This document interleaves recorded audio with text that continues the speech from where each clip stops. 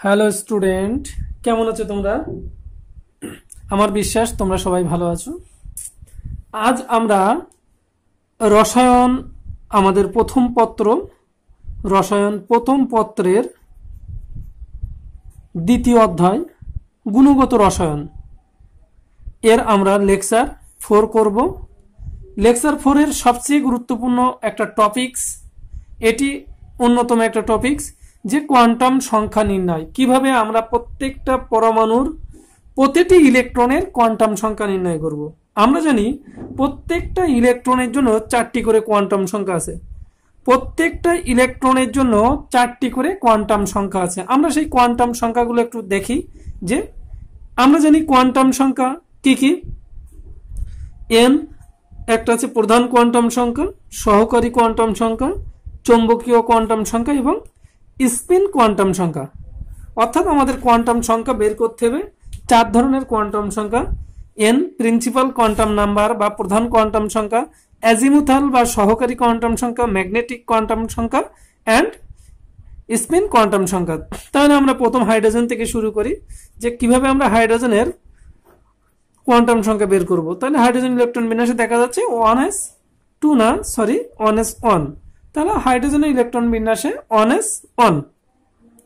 তাহলে এখন আমরা একটু আমাদের যদি এটা নিউক্লিয়াস হয় আর নিউক্লিয়াসের শক্তি স্তর হলে সেখানে একটা এর n ইকুয়াল টু কত নম্বরে আছে ইলেকট্রন 1, যেটা আমরা এই শক্তি স্তর এই 1টা দ্বারা প্রকাশ করতে পারি। তাহলে আমরা এখন লিখি হাইড্রোজেনের ক্ষেত্রে n ইকুয়াল টু কত 1।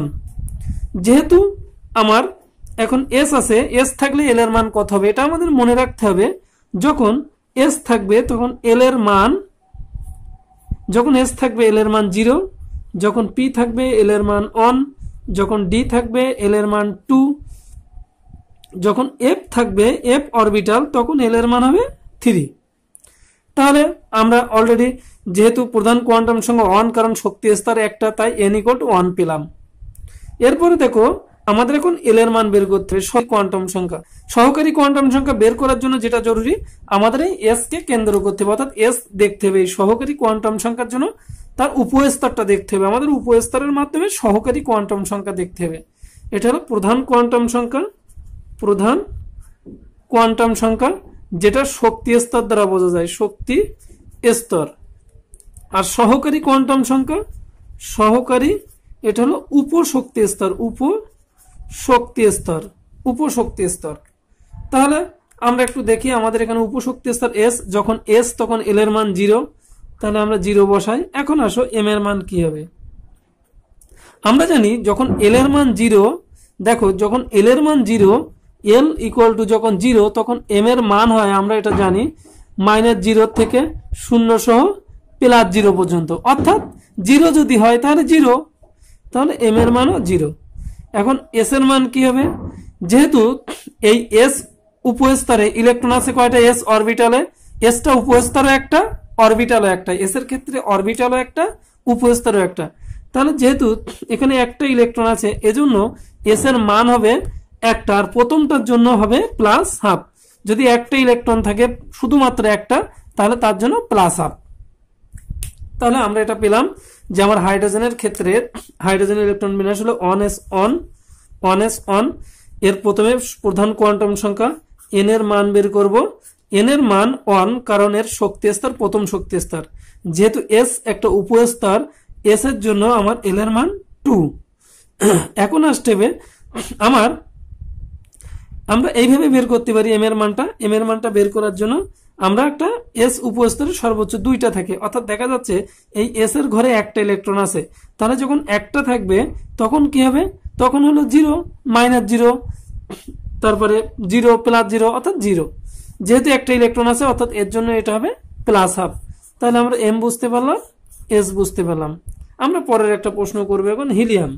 হিলিয়ামের সর্বশেষ ইলেকট্রনটির কোয়ান্টাম সংখ্যা বের করব। আমরা যে কটা করব প্রত্যেকটার সর্বশেষ ইলেকট্রনটি, তাহলে ইলেকট্রন বিন্যাস করে ফেলি 1s2।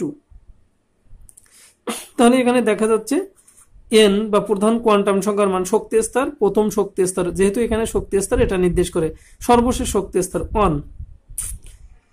আমরা এখন বের করব এল অর্থাৎ সহকারী কোয়ান্টাম সংখ্যা। যেহেতু এস উপস্তর তাই সহকারী কোয়ান্টাম সংখ্যা এস হলে সহকারী কোয়ান্টাম সংখ্যা এল এর মান 0।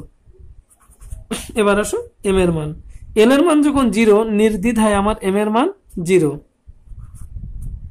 যেহেতু আমরা এখন বের করব আমাদের স্পিন কোয়ান্টাম সংখ্যা অর্থাৎ দুটি ইলেকট্রন একটা দুইটা এস অরবিটালে দুইটা ইলেকট্রন একটা দুইটা অর্থাৎ এই দুইটা ইলেকট্রনের জন্য আমার এস এর মান হবে, যেহেতু সর্বশেষ ইলেকট্রনটা অর্থাৎ দ্বিতীয় নম্বর ইলেকট্রনটা প্রথমটার জন্য হলে এটার জন্য হলে হতো প্লাস হাফ আর এটার জন্য হলে হবে মাইনাস হাফ, তাহলে আমার এস এর মান মাইনাস হাফ। আমরা সহজে বের করতে পারলাম। আমরা আর একটা দেখি, আমরা দেখি এখন কার্বনটা দেখি। Carbon 6 1s2 2s2 2p 2p2। আমরা কি এক্সাইটেড স্টেটে করি। কার্বন 6 এক্সাইটেড স্টেটে 1s2, তারপরে আমার হলো 2s2, তারপরে 2px1 2py1 2p আমার এখানে 0 হয়। পরের ধাপে এখান থেকে ভেঙে এখানে একটা যায়। তাহলে আমরা এখন দেখব, অর্থাৎ আমরা এটাকে যদি না ভেঙেও নেই, এটা যদি আমরা না ভেঙেও নেই তাও আমাদের সমস্যা না, আমরা সরাসরি আমরা এইভাবে করতে পারি। যেহেতু আমার 2p অর্থাৎ এটাকে আমি 3 ভাগে ভাগ করে নেই। এই p অরবিটাল 2p অরবিটাল কয়টা ইলেকট্রন আছে? দুইটা, একটা ইলেকট্রন একটা ইলেকট্রন। এখন দেখো হুন্ডের নীতি অনুযায়ী ইলেকট্রনগুলো কিন্তু একসাথে এই দুটো পূর্ণ করবে না, আলাদা আলাদা ভাবে পূর্ণ করবে। তাহলে এখানে একটা এখানে একটা এখানে একটা অর্থাৎ সর্বাধিক অযুগ্ম অবস্থায় থাকবে। তাহলে এখন আমরা বের করে ফেলি n ইকুয়াল টু, যেহেতু সর্বশেষ শক্তি স্তর হলো 2p2 অর্থাৎ সর্বশেষ শক্তি স্তর 2, আমাদের সহকারী কোয়ান্টাম সংখ্যা এল এর মান যেহেতু p, তাহলে এল এর মান কত হবে 1।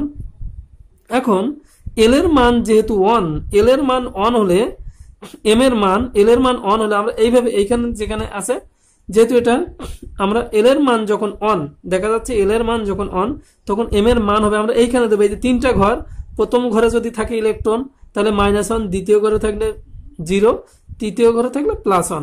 অর্থাৎ আমার যেহেতু মাঝখানটার হিসাব করছি তাহলে এম এর মান কত হবে? আমার এম এর মান হবে 0। এবং যেহেতু অর্থাৎ আমরা হিসাব করব দ্বিতীয় ঘরের কথা, তাহলে এস এর মান স্পিন কোয়ান্টাম সংখ্যা এস এর মান এই দ্বিতীয় ঘরে দেখো তো কয়টা ইলেকট্রন? একটা না দুইটা? নিশ্চিত একটা, তাহলে এখানে হবে প্লাস হাফ। আমরা একইভাবে ফ্লোরিনের কথা চিন্তা করি। ফ্লোরিন 9 অর্থাৎ 1s2 2s2 2p5। আমরা এই 5টা ঘর 3টা ঘর একটু বের করে ফেলি, অর্থাৎ এখানে 5টা ইলেকট্রন প্রথমে একটা করে দিয়ে দেই, একটা করে। এখনো আর 2টা ইলেকট্রন আছে, অর্থাৎ সর্বশেষটা গেছে কোথায়? এইখানে গেছে সর্বশেষটা। তাহলে আমরা হিসাব করি n ইকুয়াল টু 1 নাকি 2? n ইকুয়াল টু 2, যেহেতু সর্বশেষ শক্তি স্তর আমার এইটার এর সর্বশেষ ইলেকট্রনটা। এখন দেখো তো এখানে সর্বশেষ ইলেকট্রনটা একটা দুইটা তিনটা, এর সর্বশেষ ইলেকট্রন হলো এই শেষেরটা, এই শেষেরটা হলো সর্বশেষ। তাহলে এল যেহেতু p তখন এল এর মান 1। তারপরে আমরা এম আমরা প্রথমটার জন্য প্রথমে যদি ইলেকট্রনটা এখানে কাউন্ট করতাম তাহলে -1 দিতাম, যে মাঝখানেরটা কাউন্ট করলে 0, শেষেরটা +1, তাহলে মাঝখানে যেহেতু ইলেকট্রনটা গেছে অর্থাৎ আমার এম এর মান 0। এস ইকুয়াল টু, দেখো আমার এস ইকুয়াল টু ইলেকট্রনটার সর্বশেষ দুটো, এখানে 2টা ইলেকট্রন, তাহলে সর্বশেষটা হিসাব করছি, অর্থাৎ এখানে প্লাস হাফ হবে না, যদি একটা হইতো তাহলে প্লাস হাফ, যেহেতু 2টা তাই মাইনাস হাফ। এখন তাহলে আমরা এটা বুঝতে পারলাম। আমরা একটু বড় দিকে যাই। আমরা এখন করব সালফার করব। সালফার হলো 16। সালফার ইলেকট্রন বিন্যাসটা একটু করে ফেলি। 1s2 2s2 2p6 3s2 3p4। তাহলে সালফারের p অরবিটালে কয়টা ইলেকট্রন আছে? আমার টোটাল 4টা ইলেকট্রন আছে, একটা দুইটা। তাহলে প্রথমে একটা করে দিয়ে দেই, একটা দুইটা তিনটা চারটা, অর্থাৎ আমার সর্বশেষ ইলেকট্রনটা কোথায় গেছে? আমার এইখানে গেছে, সর্বশেষ ইলেকট্রনটা এইখানে গেছে।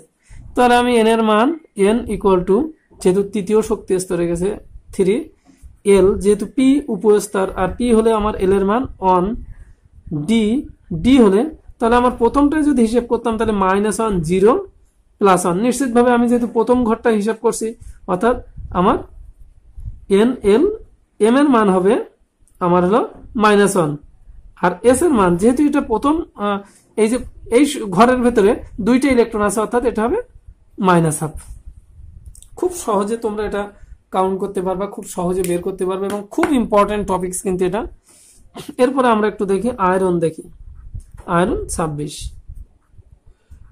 1s2 2s2 2p6 3s2 3p6 4s2 3d6 তাহলে সর্বশেষ ইলেকট্রনটা কিন্তু 4 না 3d সর্বশেষ ইলেকট্রনটা গেছে 3d তে অর্থাৎ আমি ডি অরবিটালকে একটু ভেঙে নেই ডি অরবিটাল 5 ভাগে ভাগ করা হয় 5 ভাগে অর্থাৎ এখানে ইলেকট্রন আছে 5টা তাহলে একটা করে দিই না 1টা 2টা 3টা 4টা 5টা এবং আরেকটা সর্বশেষ আছে সেটাই অর্থাৎ সর্বশেষ ইলেকট্রনটা গেছে এইখানে তাহলে আমার প্রধান কোয়ান্টাম সংখ্যা n এর মান যেহেতু সর্বশেষ শক্তি স্তর তৃতীয় শক্তি স্তর তাই 3 যেহেতু ডি উপস্তর আর ডি হলে এল এর মান হবে 2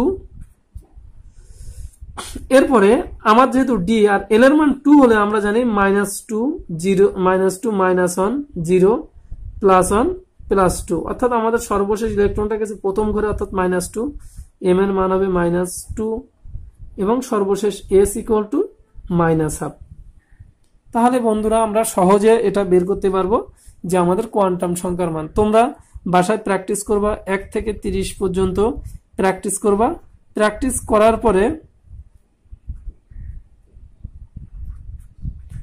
করার পরে কোনোটা সমস্যা হলে অবশ্যই আমাদের কমেন্টসে কমেন্ট করবা এবং আমাদের চ্যানেলটা সাবস্ক্রাইব করো এরপরে আরো গুরুত্বপূর্ণ কিছু ভিডিও আমরা আপলোড করব সেগুলো তোমরা সহজে নোটিফিকেশন পাবা ধন্যবাদ সবাইকে ভালো থাকো সবাই ভালো থাকো